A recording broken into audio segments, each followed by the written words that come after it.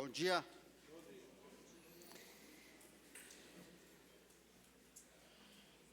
Seja bem-vindo, você que está nos visitando também.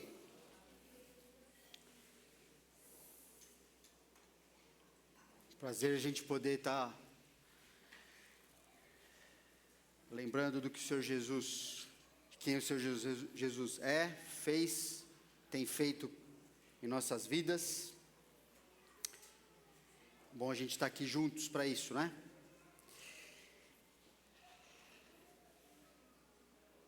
Temos mais uma mensagem na sequência que estamos pregando no Evangelho de Lucas.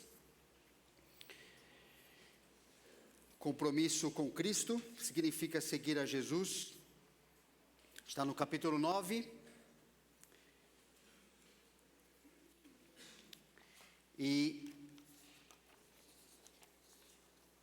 depois da mensagem de hoje, vamos dar um tempo. Pierre vai pregar a partir da semana que vem, numa série de mensagens também que ele tem preparado. Porque essa semana eu e a Flávia vamos para viajar, um encontro de casais lá em Fortaleza, não é mais igreja, antiga igreja do Mateus e Andresa. São irmãos muito queridos lá, né? E depois a conferência da ABCB.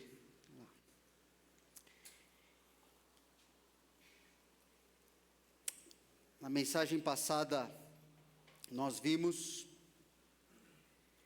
que seguir a Jesus significa conhecer e torná-lo conhecido. E hoje, nessa sequência, vamos ver que seguir a Jesus significa conhecer o seu plano, de modo a obedecer e anunciá-lo com fidelidade. Vamos orar, antes de ler o texto. Senhor Deus, agradecemos, porque realmente como a gente cantou aqui, o Teu nome, o Teu caráter é maravilhoso, grandioso. Te agradece por estar na Tua presença.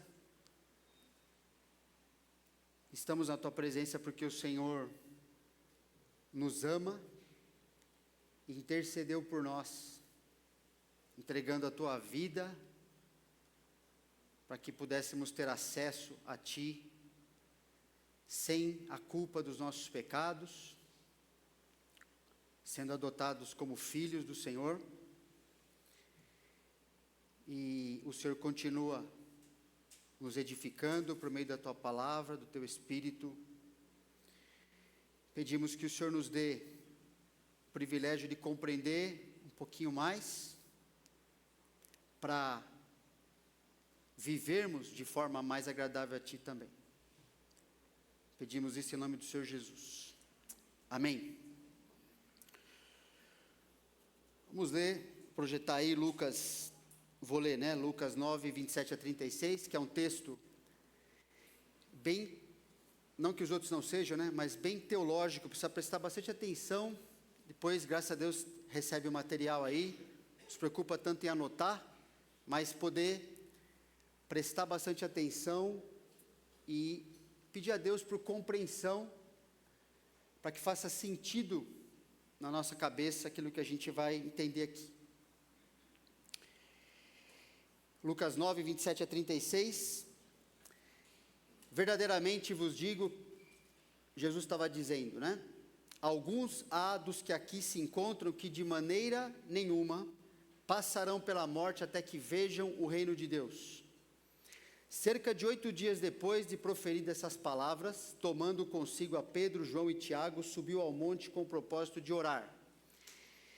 E aconteceu que enquanto ele orava, a aparência do seu rosto se transfigurou e suas vestes resplandeceram de brancura. Eis que 2 varões falavam com ele, Moisés e Elias, os quais apareceram em glória e falavam da sua partida, que ele estava para cumprir em Jerusalém. Verso 32, Pedro e seus companheiros achavam-se premidos de sono, mas conservando-se acordados, viram a sua glória e os 2 varões que com ele estavam. Ao se retirarem estes de Jesus, disse-lhe Pedro, Mestre, bom é estarmos aqui.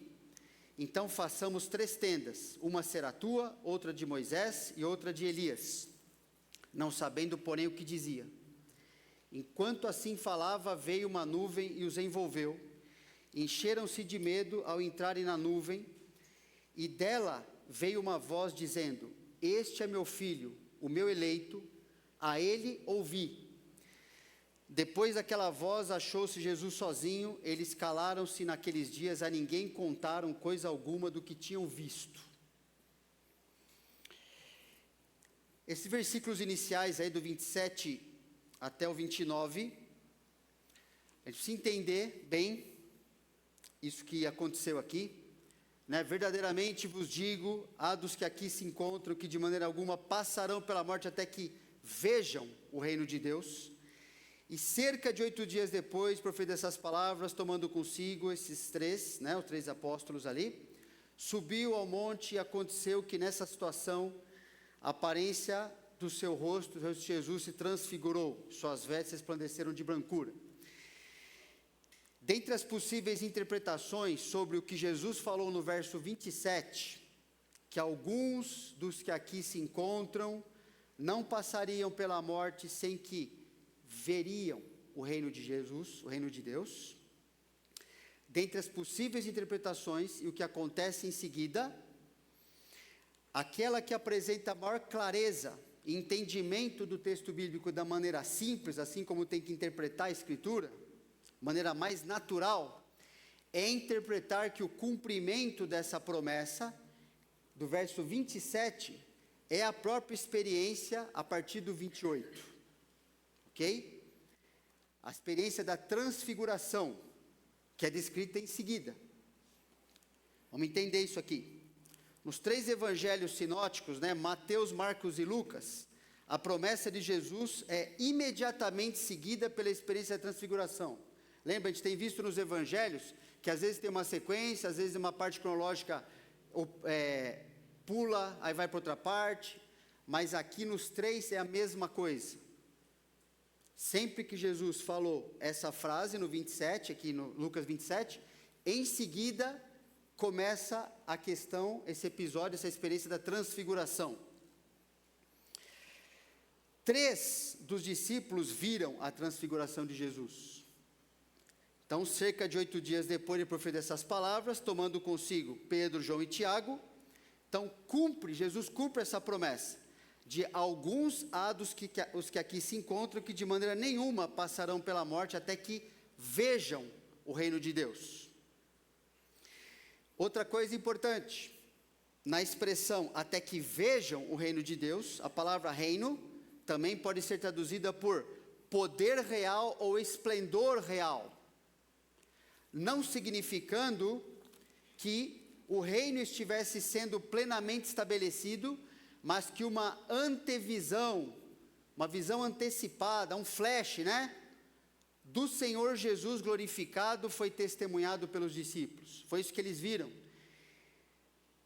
A gente sabe que Jesus não estava manifestando, enquanto estava aqui nesse mundo, na sua primeira vinda, manifestando na sua plenitude a sua glória. Mas aqui nesse episódio, eles tiveram um pouquinho disso. Ver a glória de Jesus nessa experiência da transfiguração.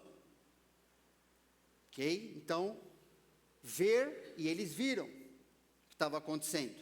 O Evangelho de Mateus, inclusive, como está aí, reforça essa ideia, enfatizando a pessoa de Jesus como Filho do Homem, um dos títulos do Messias que está lá em Daniel 7,13. E ali estava escrito que o Messias ia aparecer dessa forma. A experiência de uma antevisão no reino de Deus também ocorreu no ministério do profeta Daniel. Ainda que o cumprimento da promessa, assim como, né, aqui, assim como o reino aqui não se cumpriu plenamente, também quando Daniel teve uma antevisão, ele não estava vivendo o reino.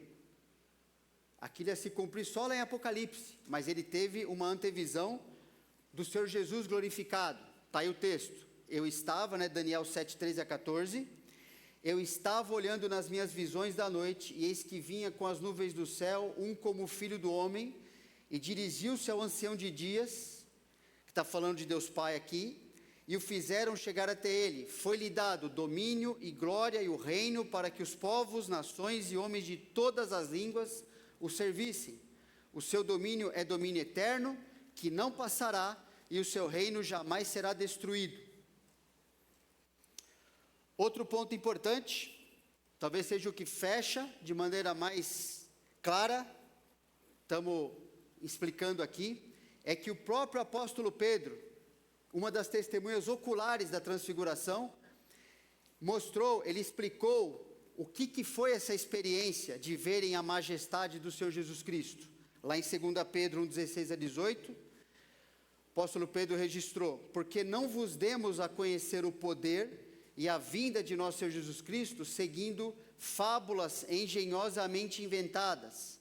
Olha o que ele diz agora: mas nós mesmos fomos testemunhas oculares da sua majestade. Ele não está falando que o seu reino foi cumprido. O que eles viram foi a majestade do Senhor naquela situação. Pois ele recebeu da parte de Deus, Pai, honra e glória, quando pela glória excelsa lhe foi enviada a seguinte voz: este é o meu Filho amado, em quem me comprazo. Ora, esta voz vinda do céu, nós a ouvimos quando estávamos com ele no Monte Santo, ou seja, no episódio da transfiguração.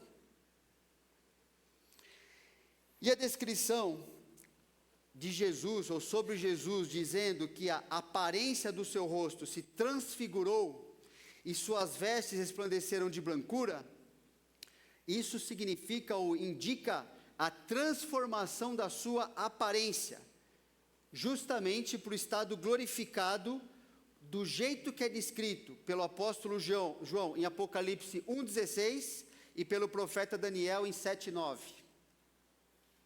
Isso tudo para explicar, para deixar claro, que o que Jesus falou que aconteceria no verso 17 de Lucas 9, que alguns não passariam pela morte até que vissem esse flash, essa parte aqui, Jesus glorificado, isso aconteceu ali naquele momento. Essa é a explicação. Versos 30, 31. Eis que 2 varões falavam com ele, Moisés e Elias, os quais apareceram em glória e falavam da sua partida, que ele estava para cumprir em Jerusalém.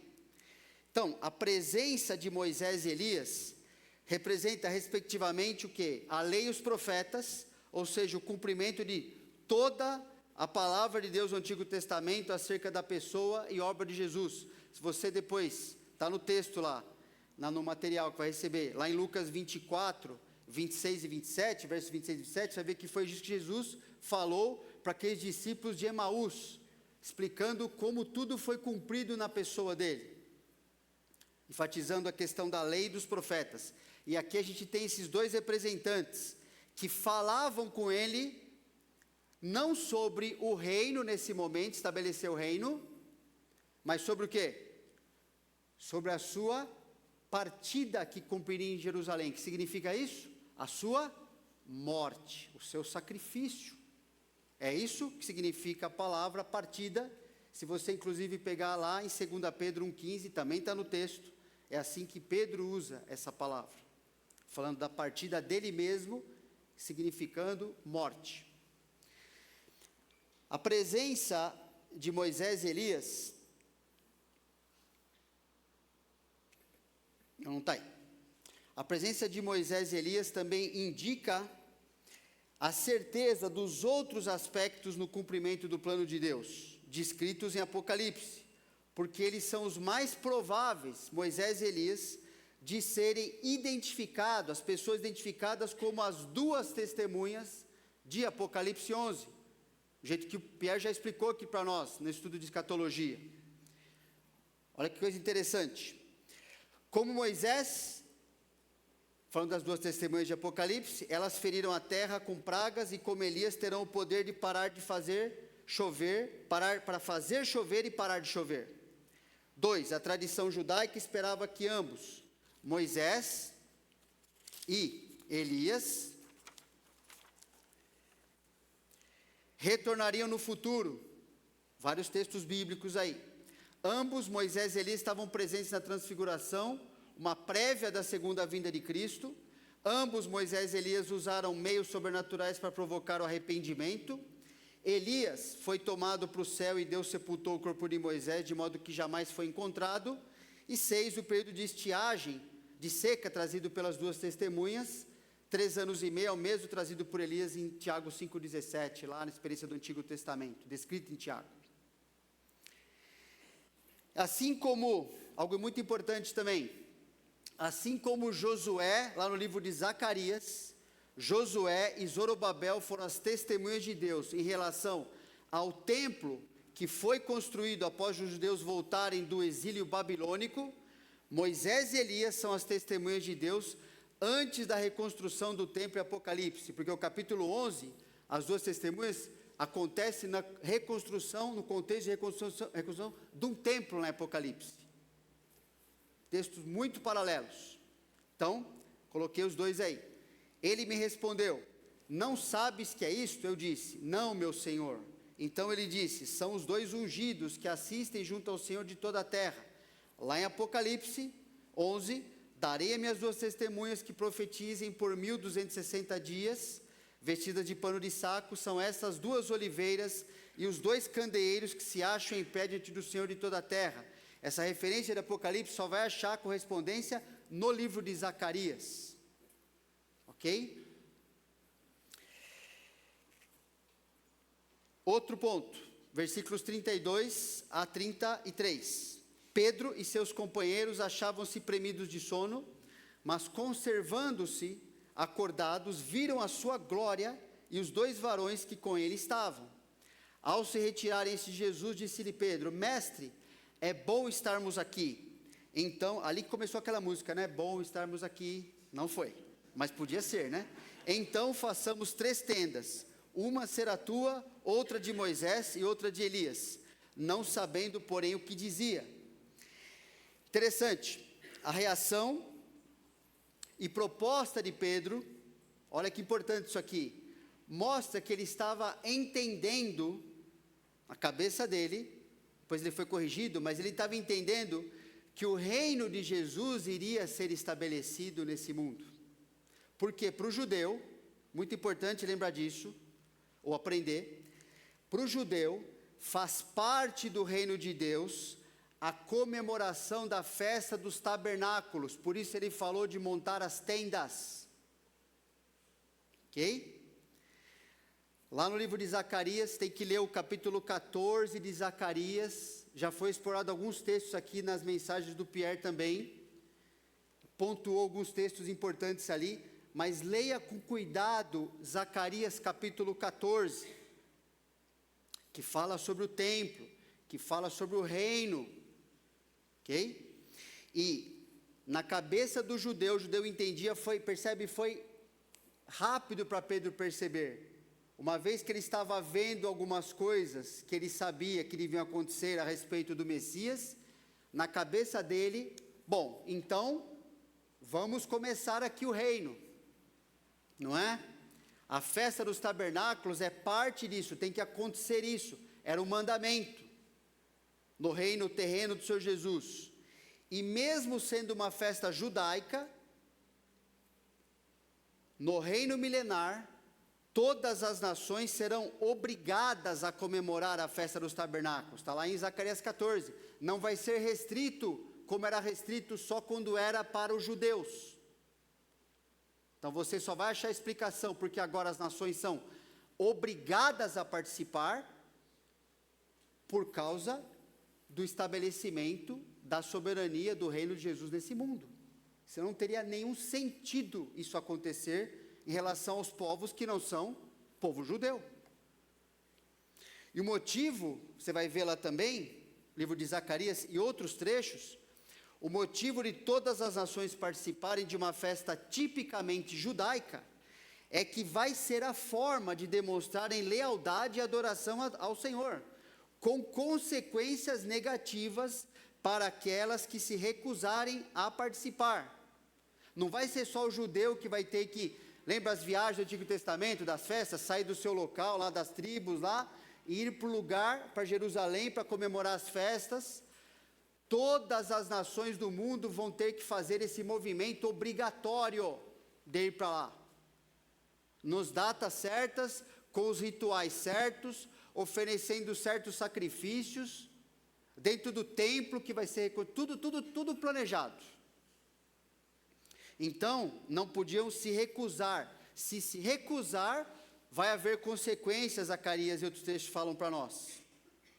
Isso só pode acontecer no contexto de um reino de Jesus sobre as nações desse mundo. Porque no período atual, as nações desse mundo estão sendo punidas por desobedecer ao rei? Não. Podem fazer o que elas quiserem. Podem, inclusive, bombardear Israel, por exemplo, não pode? Podem. Vai fazer isso lá na frente, você vê o que acontece. Completamente diferente.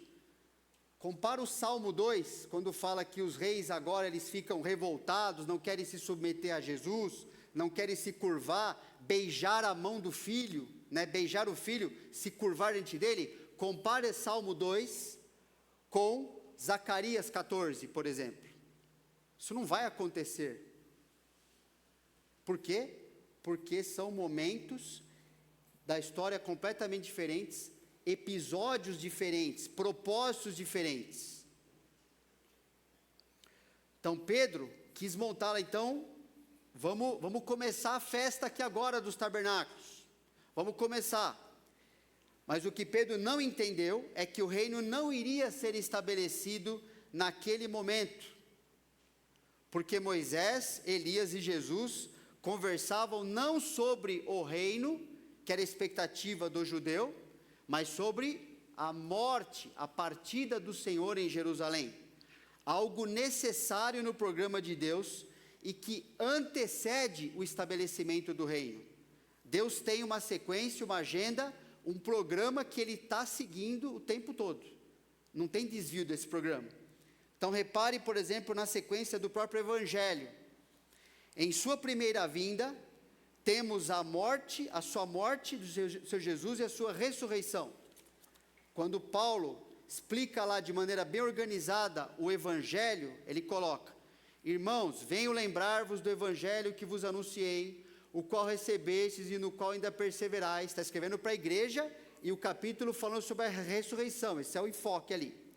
Explicando o que é o Evangelho e qual é a sequência do Evangelho, do plano de Deus. Vou repetir: irmãos, venho lembrar-vos do Evangelho que vos anunciei, o qual recebeste, no qual ainda perseverais, por ele também sois salvos, se retiverdes a palavra tal como vô-la preguei, a menos que tenhais crido em vão. Antes de tudo vos entreguei o que também recebi. 2 pontos: que Cristo morreu pelos nossos pecados, segundo as Escrituras, e que foi sepultado e ressuscitou ao 3º dia, segundo as Escrituras, e apareceu a Cefas e depois aos 12. Então, na primeira vinda de Senhor Jesus, que é enfatizado no Evangelho? Sua morte, sua ressurreição. Paulo continua. Na sequência, temos a ressurreição dos crentes, da igreja, que vai acontecer no arrebatamento, dos crentes martirizados no período da grande tribulação, e dos crentes do Antigo Testamento, todos reunidos na segunda vinda de Cristo, segundo Apocalipse 24. Então Paulo continua, lá no versículo 20, mesmo capítulo de Coríntios 15. Mas de fato Cristo ressuscitou, porque a discussão era essa. O pessoal estava tentando, a filosofia grega, tentar derrubar a questão da ressurreição, porque não faria sentido para o grego a ressurreição do corpo. O corpo na mente grega era imprestável, não servia para nada, não tinha nada de propósito a ressurreição do corpo físico. E Paulo está falando negativo, isso tudo faz parte do plano de Deus. Então na sequência, no verso 20, ele fala: mas de fato Cristo ressuscitou dentre os mortos, sendo ele as primícias dos que dormem. Visto que a morte veio por um homem, também por um homem veio a ressurreição dos mortos, porque assim como em Adão todos morrem, assim também todos serão vivificados em Cristo. Cada um, porém, por sua própria ordem. Cristo, as primícias, depois os que são de Cristo, na sua vinda. Isso aqui só faz sentido também se você vê lá em Apocalipse 20, né? Tanto os santos, Apocalipse 19, os santos vindo com Jesus, a igreja glorificada, Em Apocalipse 20, esse grupo que faz parte dos que foram salvos, martirizados na grande tribulação, reunidos com os santos do Antigo Testamento, para inaugurar o reino de Deus. E na sequência, Paulo continua. O reino de Cristo, então, nós temos o reino de Cristo e a entrega deste reino ao Pai, inaugurando o que a Bíblia explica como o estado eterno, que é o reino sem fim de Jesus, para sempre. Então, 1 Coríntios 15, 24 e 25, Paulo escreve: e então virá o fim, quando ele entregar o reino ao Deus e Pai, reino que vai acontecer aqui. Quando houver destruído todo o principado, bem como toda a potestade e poder. Descrição final lá de Apocalipse, quando Satanás é solto, acontece o que lá? Exatamente isso. Porque, olha o versículo 25, porque convém que ele reine até que haja posto todos os inimigos debaixo dos pés. Depois disso aí, pessoal, acabou os inimigos, acabou o diabo, acabou tudo na presença de qualquer pessoa. Ali é o estado eterno que começa. Por isso que ele fala, então virá o fim. Ali começa outra coisa. Uma coisa importante aqui que pode ajudar a gente a entender. O teólogo, de um livro muito importante, muito exaustivo sobre esse assunto do reino milenar, na verdade mostrando como em todos os livros, Antigo Testamento, Novo Testamento, isso foi colocado ali, explica o seguinte: na era presente, Jesus está no céu, né? Jesus foi arrebatado ao céu, foi assunto ao céu, né? A igreja está aqui na terra, então Jesus está no céu, as nações ainda não se submetem a Jesus como rei. Não está acontecendo essa submissão ainda, ok? Quem submete a Jesus como rei, por enquanto, é os crentes na vida deles. A igreja não está reinando nesse mundo, como a gente falou até a semana passada, a igreja está sofrendo, inclusive, muito nesse mundo, em certos lugares que a gente não tem nem ideia do que acontece ali, ok? Então ela não está reinando, Jesus não está reinando nesse mundo, de maneira como ele ainda vai fazer na Bíblia. Na era presente é assim. No reino milenar, Jesus governa as nações na terra e pune aquelas nações que não agem como deveriam.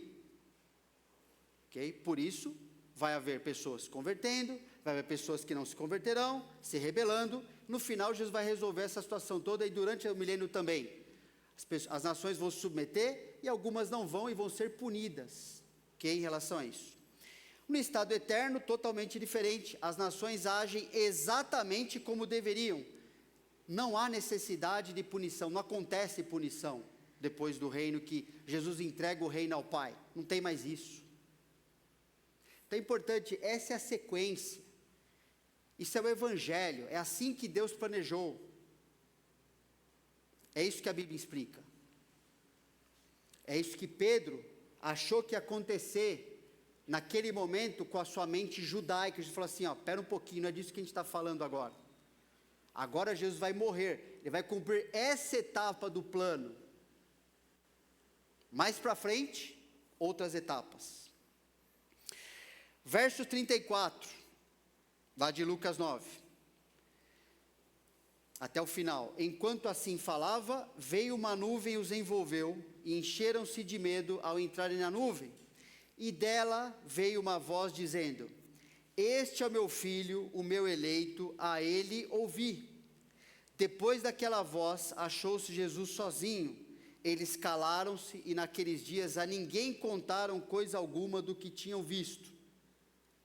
No trecho de Mateus, trecho paralelo, em Marcos, eles só contaram, Jesus falou assim, eles só contaram depois da ressurreição de Jesus, ou seja, depois de terem a comprovação desta etapa do Evangelho. O Evangelho, como a gente já viu o apóstolo Paulo explicando para nós, né, que a gente acabou de ler aqui, ele só é o Evangelho completo, o Evangelho salvador, de um Jesus que está vivo, que morreu pelos pecados, porque é obrigatório que o Jesus ressuscite. Senão, ele está morto. É isso que foi a discussão de Paulo. Jesus não ressuscitou, pessoal, não há esperança para ninguém. Não existe salvação, não existe evangelho, nós estamos condenados aos nossos pecados e vamos ficar assim para sempre. Aquilo foi a morte simplesmente de um ser humano. Mas Paulo fala, não foi isso que aconteceu. Então, depois da sua ressurreição, depois da prova que Jesus é que ele dizia ser, e cumpriu o pagamento dos pecados, todos, e provou com a sua ressurreição, que não há nenhuma dívida a mais que aquele que crer tem diante de Deus. Então agora, depois disso, eles começaram a propagar o que eles tinham presenciado aqui, que aquele Jesus que morreu e ressuscitou, é o que eles viram lá glorificado, e que um dia voltará, estabelecerá o seu reino, e tudo isso aí, toda essa sequência. Então, na transfiguração, nessa experiência de ver pouquinho, por um momento, a glória de Jesus, Jesus mudando a sua aparência como aquele que está descrito em Daniel, em Apocalipse, que Josué também viu lá, não é? Aquelas aparições do Senhor Jesus no Antigo Testamento. Então, nessa experiência da nuvem, ela apontou então para a manifestação da presença de Deus entre o seu povo. Aconteceu aqui o que acontecia como comprovação, quando Deus queria se mostrar para o seu povo judeu. Lá no Antigo Testamento, o que Deus fazia? Ele aparecia exatamente dessa forma, numa nuvem, não é? Que a Bíblia, que a gente tem aquele termo Shekinah, que era a manifestação da presença de Deus, e isso apontava para a glória de Deus. Um trecho conhecido é esse aí, ó. Êxodo 40, 34, quando o tabernáculo foi construído do jeitinho que Deus tinha falado lá, então Deus deu o seu carimbo ali, falou assim, agora está do jeito que eu falei, agora o culto baseado nesse tabernáculo vai começar do jeito que eu falei também.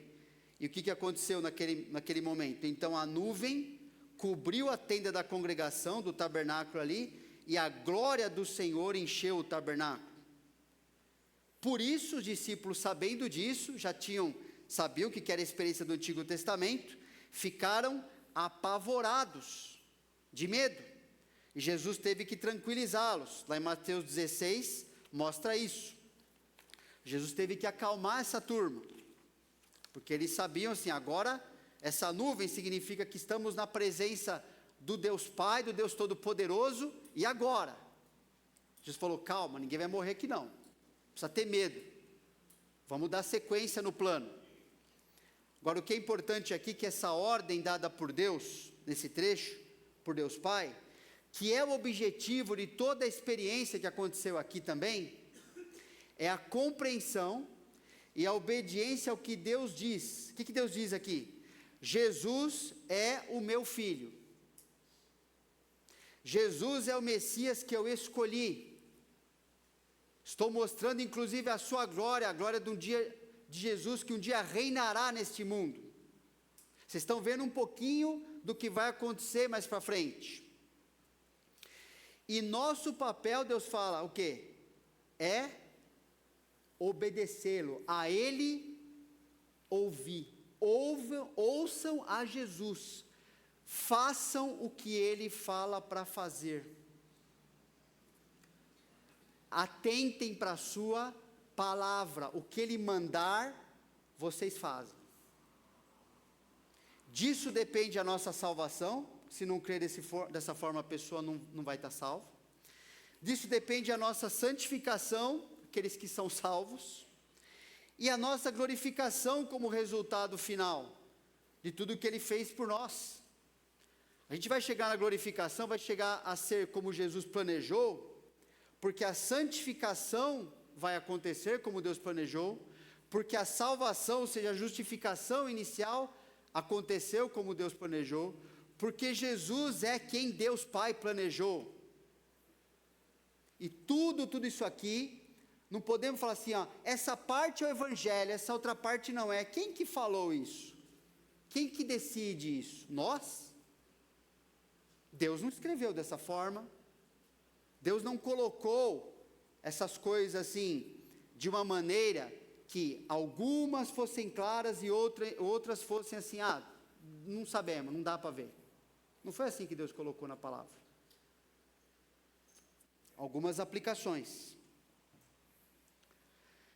Precisamos dedicar tempo e esforço para compreender a palavra de Deus, pois só assim compreendemos o seu plano. Irmãos, nós somos tentados o tempo todo a viver de acordo com que plano?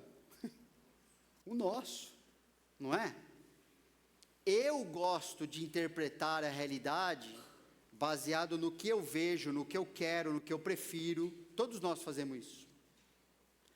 Às vezes não faz sentido o plano de Deus na minha cabeça, por isso que está revelado, por isso que deu uma escritura para nós, revelação, escrever um livro para nós. Mas eu preciso dedicar tempo e esforço para compreender, porque assim eu compreendo o seu plano, e eu compreendo o seu plano para obedecer o que Deus falou aqui. Ouçam o meu filho, sigam a ele. O que ele fizer com a vida dele, vocês fazem, como a gente viu na semana passada. O que ele evitar, vocês evitem. Vocês vão seguir exatamente o Messias, só tem um, e o que ele está fazendo é uma coisa só. Não dá margem para a gente viver do jeito que a gente quer. Não dá margem para interpretar do jeito que eu quero. A única opção que nós temos é tempo, esforço, trabalho para compreender a Bíblia do jeito que Deus colocou. Precisamos interpretar a palavra de Deus com a própria palavra de Deus, porque só assim a gente compreende o seu plano.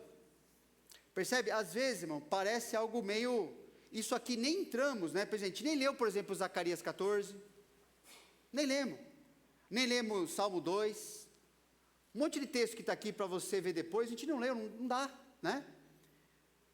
Mas nós fazemos isso, nós vamos compreender a Bíblia, aquela regra que sempre é falada aqui, né? A Bíblia interpreta a própria Bíblia.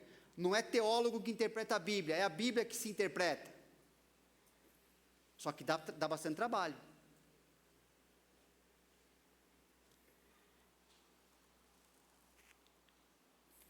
Precisamos compreender o plano de Deus, pois nossa confiança em Deus depende daquilo que conhecemos dele. Na verdade, a gente faz isso com qualquer coisa, não é?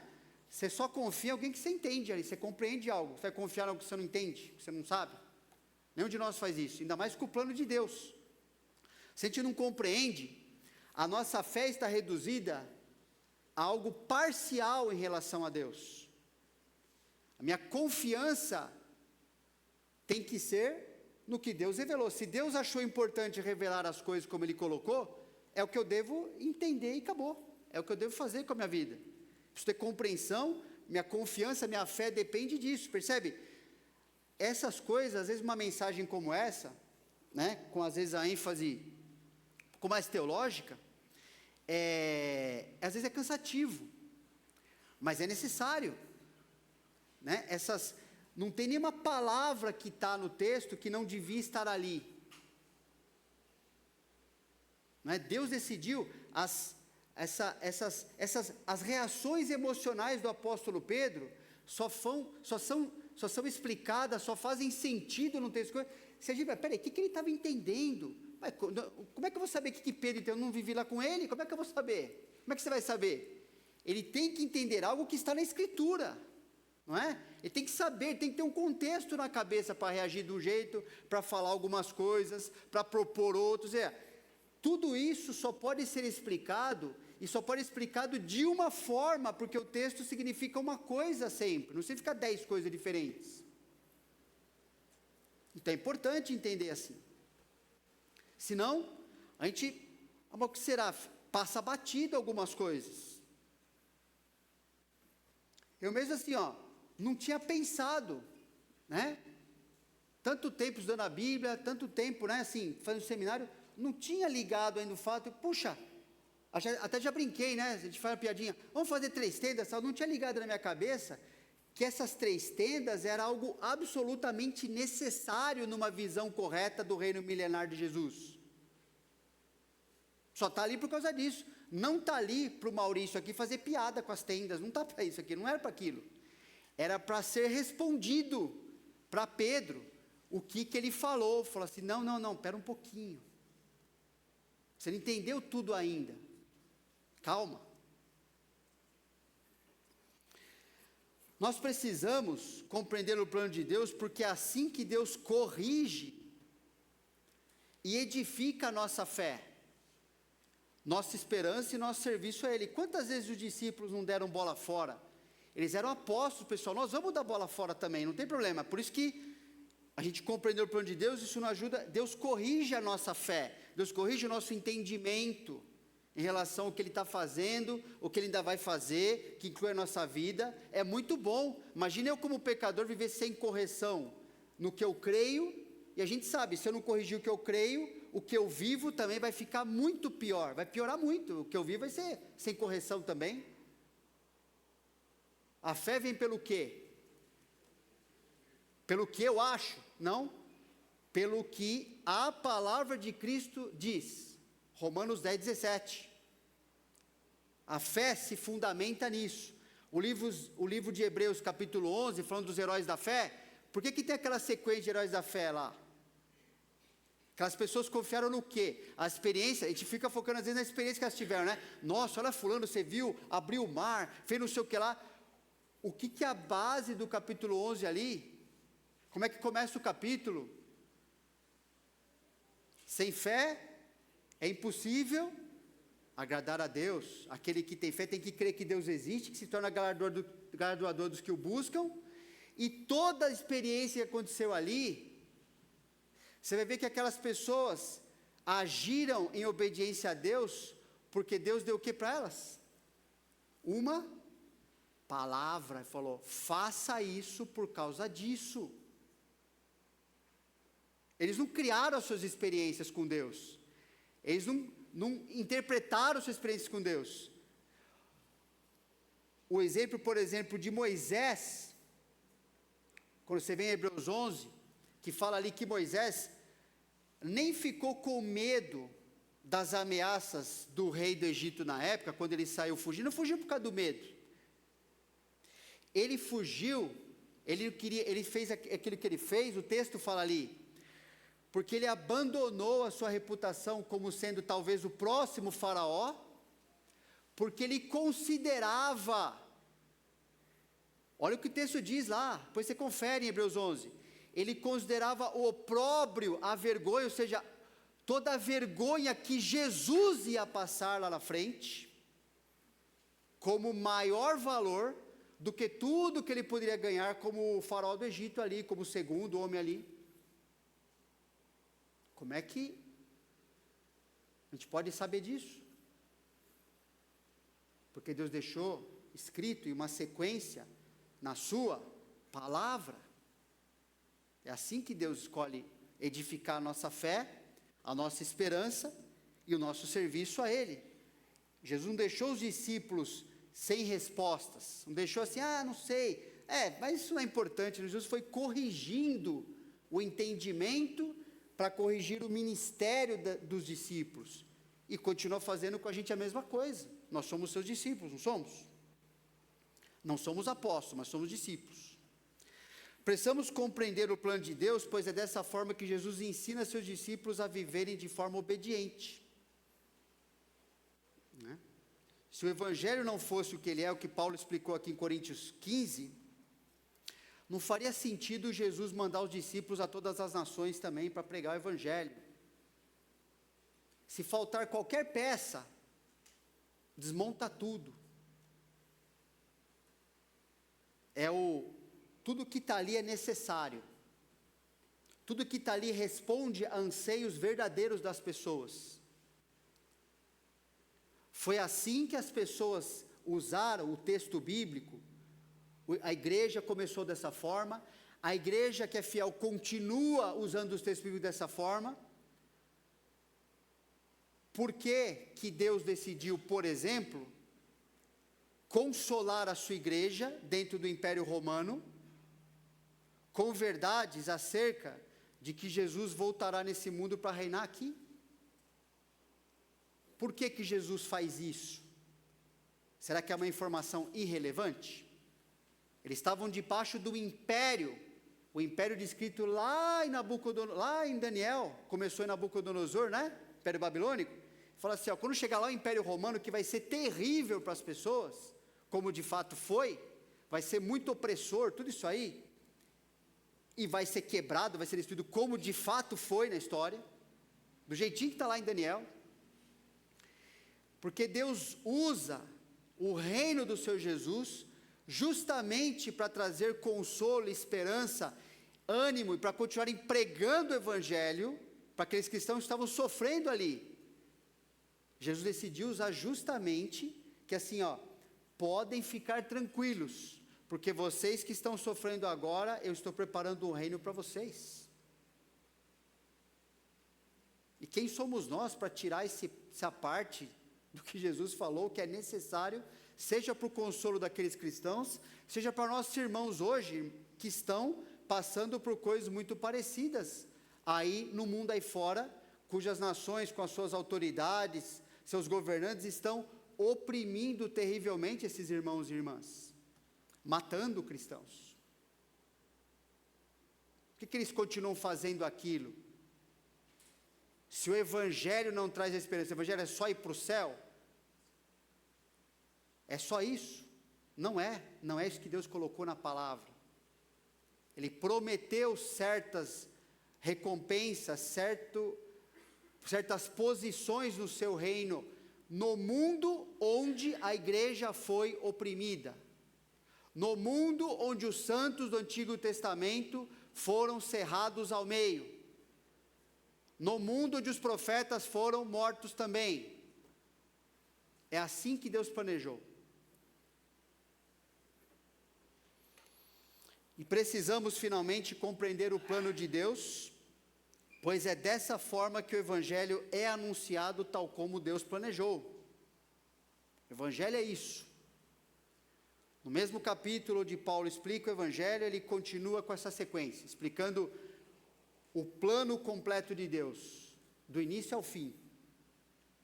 Então vamos crer nisso, para a gente poder viver dessa forma, anunciar para as pessoas que nosso Jesus não é um coitadinho que morreu na cruz, debaixo de um ser humano que tinha autoridade sobre a vida dele. Não foi isso que aconteceu.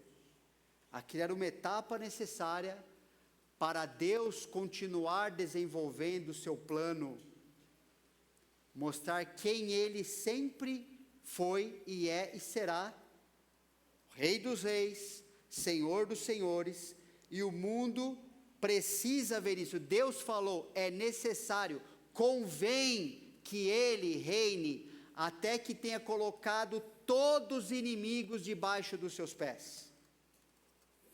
Todos vão estar ali, reconhecendo e se curvando, que Ele é o Senhor, que Ele é o Salvador, o mesmo que foi crucificado, é o leão da tribo de Judá. Precisamos crer dessa forma. Crer dessa forma anima você a ter uma vida ainda mais próxima de Jesus. Para mim me ajuda. Saber que não importa a minha fraqueza, não importa as minhas deficiências, não importa o que aconteça, esse time já venceu. O placar da história já está finalizado. E Jesus vai mostrar diante dos seus inimigos. Eles vão ver quem é Jesus.